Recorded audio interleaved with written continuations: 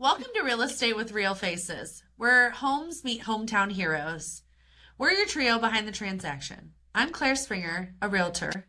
I'm Ashley Four, a lender. And I'm Lindsay Michael, a title rep, bringing you real conversations with real people in our community.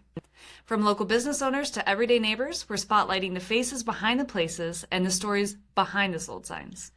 So grab your coffee, pull up a chair, and let's talk life, business, and all things real estate with a personal twist. Welcome back to Real Estate with Real Faces. Today we have a special guest. This is Lacy. Lacy is the owner of Janitorial, and she's also the Mishawaka Councilwoman at large. So welcome, Lacy. Thanks for having me. I'm so happy you asked me to be on this my first podcast. Yeah. I know. I can't wait to share it with them. Yeah. So please go ahead and tell us a little bit about you. So like your background. Tell us how did you start Janitorial, and also how did you get into becoming that council at large? Awesome. They both kind of flow together. So in Mishawaka, born and raised, Mishawaka High School, lived here my entire life. My family has a small business on funeral home, which my grandpa started. I want there. Yes. It is. I think I found out in this building right here, we're about 3 blocks away from Hunt Funeral Home. I wish I knew the year my grandfather started that, but then both my uncles worked there. My dad worked there occasionally. I had worked there even when I was at college. So just family business is always really familiar to me. But anyways, I ended up going to IUSB, so I never really went far. My first job was in marketing and sales with Federated Media, which houses 3 or 4 radio stations. Now it does a lot of digital stuff. So that was kind of my first foray into, marketing and sales. And that's where I always stay. My whole life, marketing and sales was what I was comfortable with, which I never knew. The lady who interviewed me at the radio station became my mentor. And she's like, why do you think you can't do sales? Like, look how you're talking to me. She's like, I just met you, you're doing so good. I was like, I guess I'll try it. And I did sales and I liked it, right? Because I go down, I talking to people, I get nervous. I hate sitting at a desk. So kind of just like, I look at my personality, and she kind of told me, no, this is what you do. All right. So I was in marketing and sales for a really long time.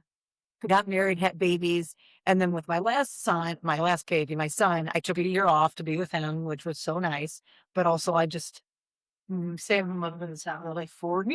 Yeah, but I also don't want to work, 40, 50 hours a week. I don't want to be traveling and sales. So like most sales jobs, pretty stressful. You know, you're going to be out about, events, you have all these things. So I just was looking for a part-time sales job. And so I was just on an Indeed, and there was this property maintenance company out of Fort Wayne, and they were looking to expand in the South Bend area. And he just wanted a part-time salesperson to kind of come in and get some new accounts. Yeah. So I started working for him, and we ended up just growing tremendously. In 3 years, we just really saturated the market and got us a lot of new accounts. And as time went on, some of the things that my boss and owner back then was doing, I didn't agree with. And the same old story as any entrepreneur will tell you, I can do this better. I can do this better. So I ended up leaving and starting my own janitorial services. So that's how I kind of got into that. You start with 2 or 3 small accounts. And then this started almost 8 years ago. I cleaned businesses.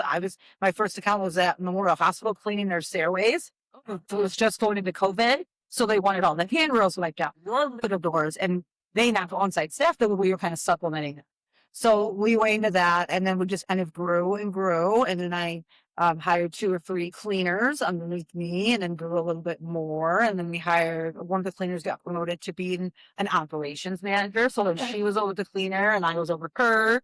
And then we hired a night manager. So we just kind of grew our umbrella of management services very, very slowly. And actually, like I said, almost 8 years we've been in business. I just now hired an office, which was my free, because I get mundane tasks. Yeah. And I get really overwhelmed with little tiny errands and little tiny things that can eat away so much of your days. And I have kids and you have a house, and it's like you could spend your whole day going to Menards and CVS. And, I forgot the Diet Pepsi. I got to go back, so having someone here to not only help me with my books and organizing and spreadsheets and all that stuff that I hate to sit and do, she can run and get key copies for me. She's young and smart, and she comes up with ideas that have helped us tremendously. So that was the last kind of cog in the management piece, was having an office person.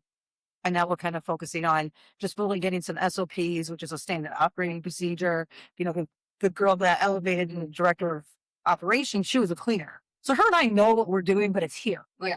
Well, now we're like, okay, so now that we've grown and we had all the people underneath current high, we need to write down on paper, how does this get done? Steps 1 through 10. How does that get done? Steps 1 through 10. And so that's something now we're going to send out for. That's a big just but yeah, I read about this like recently, and it was someone talking about if you're struggling making SOPs because you're not a person that can translate your thoughts to paper, record, like give classes, like the meta classes. So it's a little bit of and then it's a journal.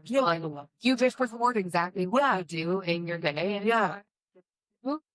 And I know a former guest who did Ryan Woodruff on, he helped me doing some consulting SOPs. And like he sat with me and said, okay, what do you do when you start an account? Well, I do this, this, this. Yeah. And then and then he just like does all deep in and then he had to write it down. So the next, It's the things that you forget. Yes.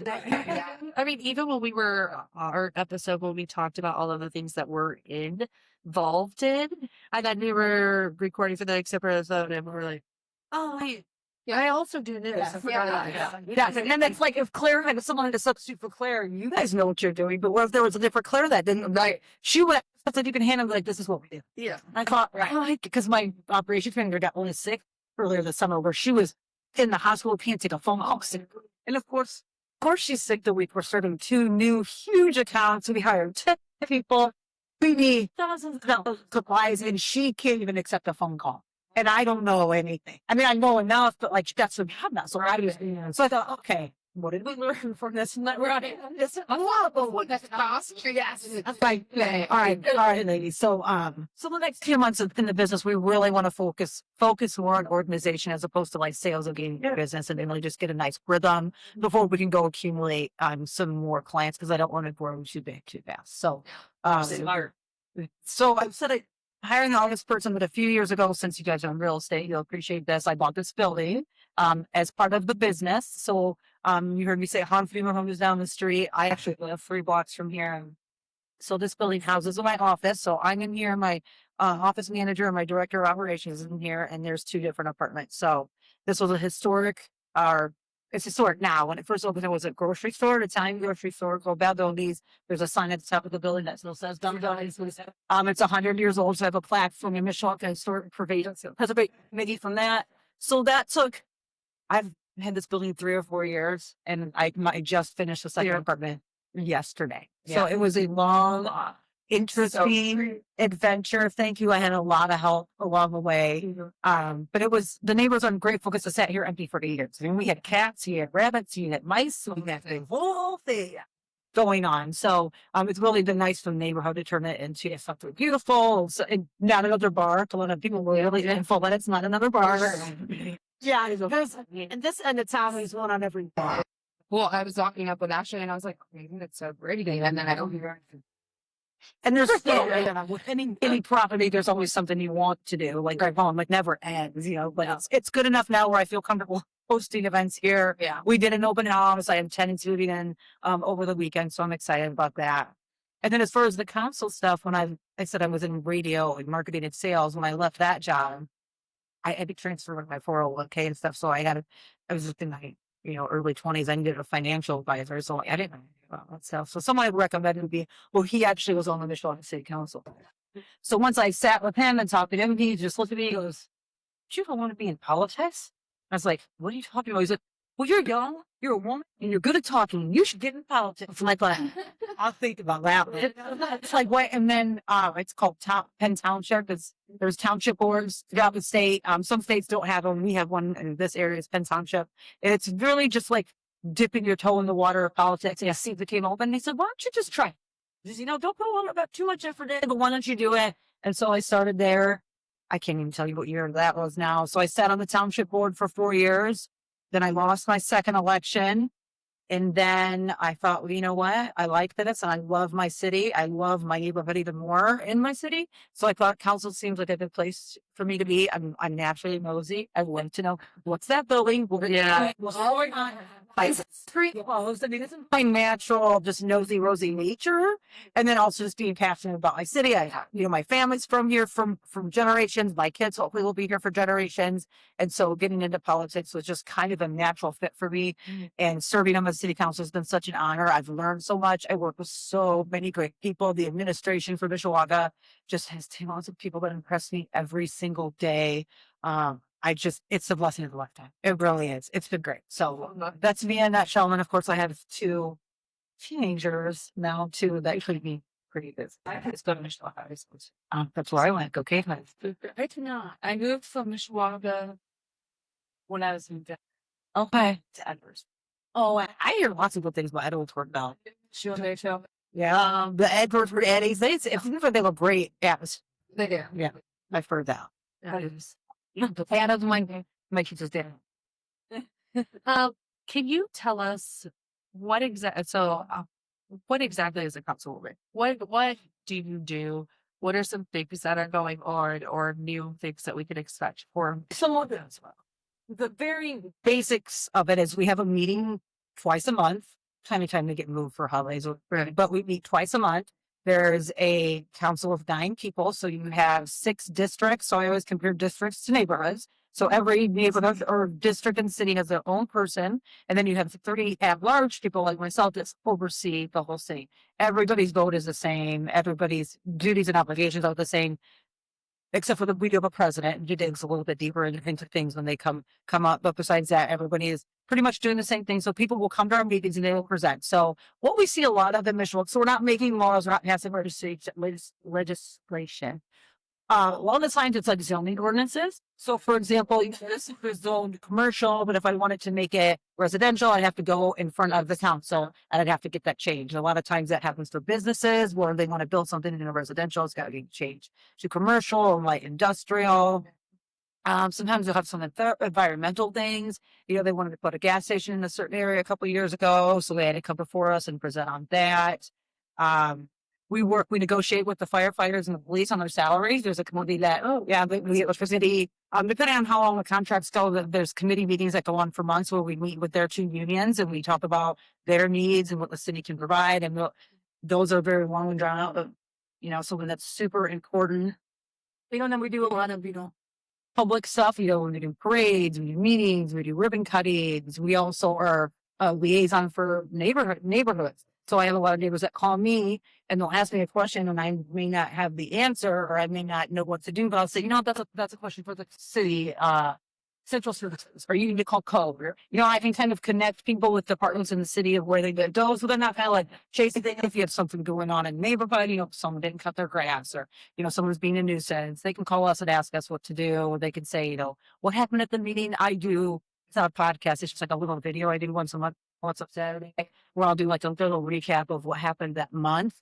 And it just kind of, because all the meetings are public and they're streamed live online, but they're long. They're an hour, sometimes 2 hours. So once a month I go on and I just give highlights of what happened the month before. And lucky for us, there's not a lot of fireworks on the Mishawaka City Council, which I appreciate. It's just really conducting the people's business and getting things done and being transparent and just being a resource. Mainly, I would say. Are you in the know then of like if something's coming up and like this new industrial park is coming or they're doing the revamp of this park or parks? Yes, we work really closely with the parks. They brief us on what they're doing. And what I do get a lot is someone will say, something's come on McKinley. What is that? Well, if it's already been zoned for a business, any business can come into it. Not any business, but no. Right. Yeah. All right. When sometimes you don't know. So if it's already zoned for a business can move in there. They don't have to get permission. So sometimes we don't know. But sometimes if a big business, like for example, there's someone who wants to do a Top Golf. It's not exactly a Top Golf, but it's that kind of idea. They'll come before the city and ask for an abatement, which means they want to break on their taxes for a few years and help them. So then we will hear about it if they want an abatement. So sometimes we will hear about it. Sometimes we're not. We have a shooting range that is going up on the south side of town. They had to come before us because they had to be zoned a certain way because they were a shooting range. So the short answer is sometimes we'll hear about new things that are happening. Sometimes we won't if they're already just kind of set up for that. But as far as like parks, big things going on in the city, yes, we hear about them. The Mayor Dave Wood does a big state of the city address, it's in April, where he'll go over snapshots of the last year, what happened and what's coming. So that's a good opportunity for everybody to get a hold of what's going on and then just following the cities or council socials to see a lot of what's going on. But they don't have to ask you for permission to do anything. I have no problem. Some people don't. I don't know, being making votes for an entire city. Do you ever feel that that's a lot of pressure? Sometimes you want it so Yeah. Like, is it hard for you to, like, when you go to vote, do you think of like, okay, what would be the main population? What would they vote for? Or do you? I think about it all the time. I think about it all the time. I have, a few people in my neighborhood. So I'm, gosh, I hate to say it, middle aged. I have my son, a single mom. I live next door to another very young single mom. I have a retired couple across the street from me. And then I have people that my kids go to school. So I have a hard time deciding what I want to do. I really tap into like those individuals. And I think, what would Emily say about this? What would Kathy and Jerry think about this? And there's like times where I have to pick up the phone and call them. I'm like, look, guys, we passed Dora a few years ago, which is a designated outdoor recreation area. And you can walk around down by the beer garden. Yeah. You can walk around with drinks. And it was a really contested issue for Mishawaka. We have our farmers market down there. It's very family oriented. There's a lot of events and concerts. And so a lot of people were really nervous about what's it going to be like if people are down there openly drinking. It's going to cause problems. And me being on the younger side and have Chicago, St. Joe, Michigan, I go to a lot. They have a Dora. So for me, it kind of felt not a big deal. Right. Natural. But with older people or people who have never maybe went to an area like that, they were really nervous. So I spent a lot of time talking to my constituents and my neighbors and asking them what they thought. And I St. Joe, I talked to their city councilman from St. Joe. I asked how it had been prevented. So sometimes you have to dig a little deep into a vote. And then I always rely on my council. So I have so many people in the council that I can ask their opinions. What do you think? Where are you going with it? And the nice thing is it never comes down to just one vote since there aren't nine of us. Yeah. You know what I mean? So I can vote a certain way and I may not do it my way. They can vote a certain way and it may pass or it may not pass, So a lot of the times you'll get one or two no's and everybody else yes or vice versa. But I'll say a lot of the time we are agree. We really are there. Like I said, there are no shouting matches and that's the crazy. Yeah. I would just people like, why you have all the matches? Mishawaka, we just do a really good job of trying to work well with the administration, with our constituents, with our fellow council members, so we can make sure we're making good decisions. And then talking on the janitorial side, what areas do you guys focus on? And then what are some of the services that you do provide? Okay, so And if one of our viewers wanted to reach out, always taking new business. yeah. So our main line is janitorial. So and we only do commercial. So what that means is we don't do any residential. Now for real estate agents, we will do like clean outs. Yeah. Or if someone, moved out and left to look at that. Yeah. Basically we'll clean the house if it's empty. If no one's going to pick us apart, right? We're done cleaning. We will come and clean an empty home. We'll do some Airbnbs, but primarily 99% of our business is janitorial of commercial buildings, which means your banks, your daycares, medical facilities, that typically are Monday through Friday, 9 to 5, close on the weekends. That's our bread and butter. Places that we're in 5 nights a week. So we do a lot of medical, a lot of childcare, and a lot of banks. So my employees are, I would say, out in the field from about 5 to midnight, and we're all over the city. So if this office right here, a cleaner would come in, she'd unlock the door, she'd grab her cart, she'd have her task list of things she needs to do. She'd get it done, and she'd be done for the night. Some buildings are really big. We have some 7-story buildings in the downtown area where we have, 6 to 8 people working at one time. I mean, they have a lead and they have an office. So they're all meeting in the office. They're debriefing and they're going into their building and they're getting checked out. So some things are very casual. They just come in and they clean and they leave. Some things are a little more structured because the staff is bigger. But when you think of janitorial, we do sweep, mop, dust, trash, bathroom, break rooms. Of course, I can say that because I've been doing it for 15 years. But it's your basic things, Every time you come in and make sure you're going to walk into a nice building where your trash is changed, your bathroom's clean, your break room's been cleaned, it's been swept and mopped. So, we're not going to clean in between your keyboard buttons. Now we will if you asked us and pay us extra, but nice, we're just doing your basic stuff. When I started my own business, when I went away from the first company, one of my big things was using like brand new products. A lot of these places businesses like myself are buying in bulk because it's more cost effective. But the problem with some of those things is they don't smell clean. Yeah. So like my big thing is like, I don't want, especially in a daycare, right? They open at 6 in the morning. Parents are going in. I want that place to burn my nose with bleach. I don't care. I want it to smell good. I want it to look good. A medical facility, you want to see the floor shine and you want to just look. You don't want to see cobwebs in the corner when you're waiting to get an x-ray. Yeah. You know what I mean? So like those things were really important to me. So we're just really keeping your place as clean as it can be, We will do deep clean projects. Like I said, if he wants to come in and do all your keyboard keys, we will. But we will do windows, we will do carpets, power washing. So there's some like broader project work we do, but bread and butter is just your basic every night janitorial service. It does pricing vary depending on like the size and building. Size and number of visits. So we can do a per visit price. So a medical facility, they're going to want 5 days a week, but you get a facility like, I'm an accountant's office or something like that. They may only want to real estate office a couple times a week because there's not a lot of traffic. You're not seeing the public, so I mean, really it's just a per visit price. If someone calls and says, hey, I know you're not supposed to come to Wednesday, but we have our CEO coming in on Monday. If you can come in early, we can kind of move around. But yeah, pricing is based on size and quantity. Stuff like that. Perfect. Yeah. That's kind of nice too that you're doing it in the evening time. Yeah. Because again, a lot of cleaners want to do it during the daytime, which I understand. We all want to get off in the evening time. Yeah. But like if you're cleaning during the evening time, that allows all of those businesses to shut down now. And it's like, In my instance, I come from dental. Oh, Yeah, there was nothing more frustrating than a cleaning person taking my scratch in the middle of a pursuit. Yeah. Oh, yeah. under the Oh, That's no. typically behind Rheostat, behind our bottles, they sit behind the assistant and the dentist. And I'm just like, can you be more just aware of your surroundings? You have 8 other laboratories. Oh, It's it just- was the same way in the schools. It's You're coming in and the anesthesia was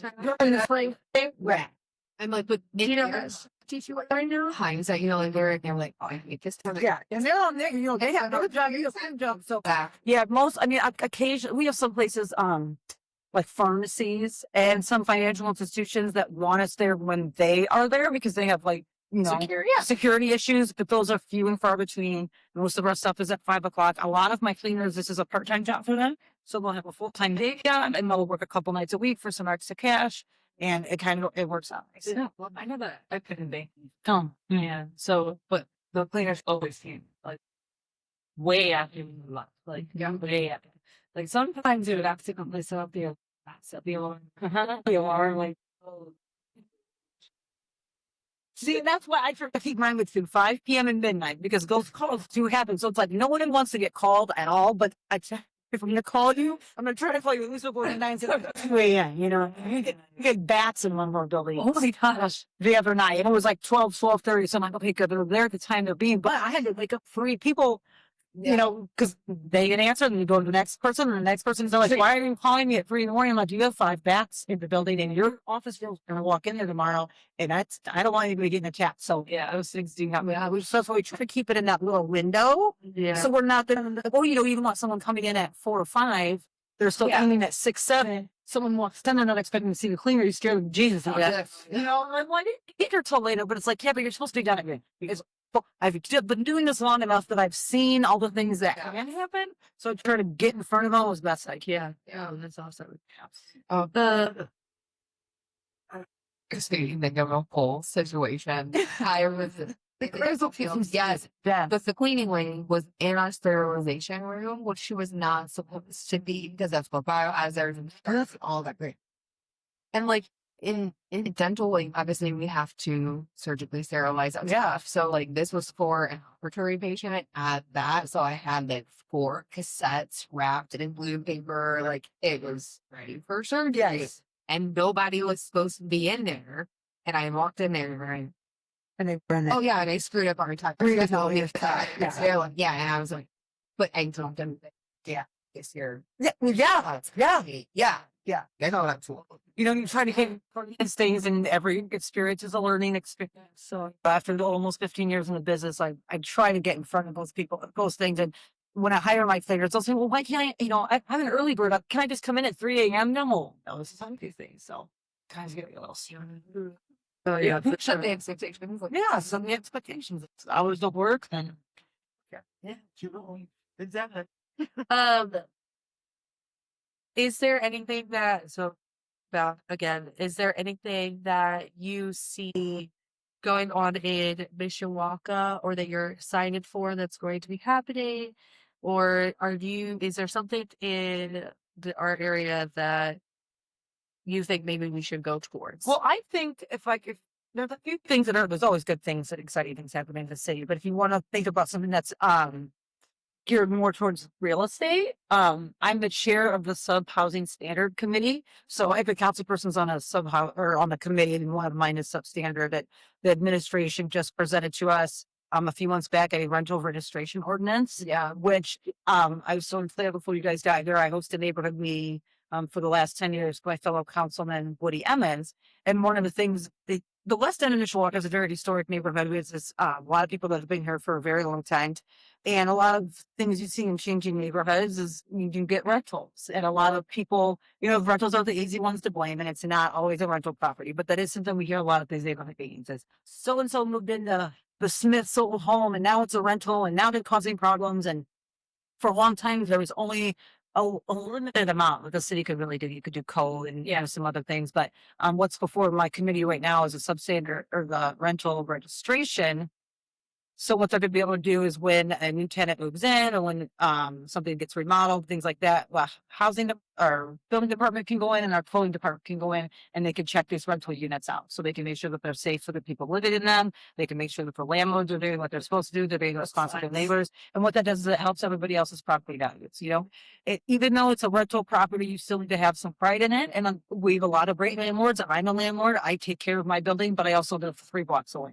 And you do have landlords that live at Janitorial. They have 50 rentals, and and that's okay. We're not against anybody, having a business and making money, but you just want to make sure that you're holding people accountable for the properties because there are people that their value is in their home. Not only is it their home where they live, but maybe that's an investment for them too. So that's something that I think on the real estate side that's really exciting for Mishawaka. We do have the Shoe City project, so that's from the Youth Council, which is a part of the mayor's youth council, so it's high school students, and they kind of do like a mock council, but every 2 years they do a community project. And this year or last year, now they're going to be unveiling them shortly.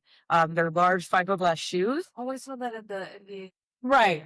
So if you think Elkhart has the Elks, and I guess some other cities do big shoes. There's a ball band city down out of the river. So that's going to be really exciting. You're going to see these like giant shoes popping up all over the city. Will you be able to get inside the shoe? You can get inside the shoe. So, but you can knock on it and kind of touch it because I have. So like, what's in here? And then there's a QR code on every shoe that you can scan, and they'll tell you a little bit about the area and the shoe. Businesses can sponsor those, and there are going to be some businesses. There's going to be one on the West End, I think, in front of the bakery. So that's kind of exciting and different, and the youth are involved in it, so they see what it's like to work for the city, with the city, what it takes to do a community project. They had to raise all the funds themselves, so that was really exciting. Obviously, we have the Mishawaka Farmers Market. I think this is their 3rd or 4th year. This year is their biggest year yet. That's really exciting. Yeah, it's getting big. Every year it's like they're unveiling a new concert or a new event down at the beer garden. That's what it was designed for. So that's been really exciting. And just little things here and there. There's always something good going on in Mishawaka. Well, we always end our episode with a confession. Oh my gosh, I forgot. We would love it if you could share a confession. It doesn't need to be a business. It can be a personal. It can literally be anything you would like to. Okay. So obviously, I'm a city councilwoman. I own my own business. I'm a single mom of 2. So I'm like super busy, right? And always just go. My mom's always like, geez, you gotta slow down. Like a retired neighbor's probably think I'm a nutcase because my truck is just like this all day long. But I will tell you, most days I do see that.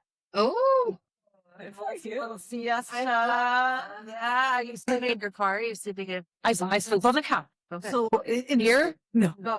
In the school year, like right in front of I plan my schedule around these little siestas I call them. So I go every day from like 8 to 3. I'm working. I pick the kids up from school, and from about 3 to 5 is that little sweet spot where there's no practices. Dinner hasn't been made yet, and I'm like, you know what? Now's the perfect time for a nap. So the summer hasn't been as rewarding of a nap schedule, but the school year is. So, well, I am a very busy person, and I portray myself to be a very busy person. I do love those afternoons. That's so soft. Yeah. That's what we have. Exactly. I love that. I love that. I'm an asshole. I know that. I wouldn't actually do that. I just can't do it. I can close my eyes for a while, but I can't actually focus. Generally, I do that. Yeah. It's hard. It's like a coffee drinker. Yeah, it's nice to if I am very tired, I will lay down and shut my eyes. Yeah. And even then, sometimes. Fall asleep, but I'll like, Yeah. because your eyes just be, Freeze from the day and just shut it all down. Few people meditate. It's the same thing. Well, thank you so much for Thank you for having me. No, it's so great. If you are looking for cleaning for your commercial properties, investment properties, reach out. We'll put in her information on the top. But otherwise, thank you so much for All right. That's right. joining us. Yeah. Thanks. See you next time. All right. Bye.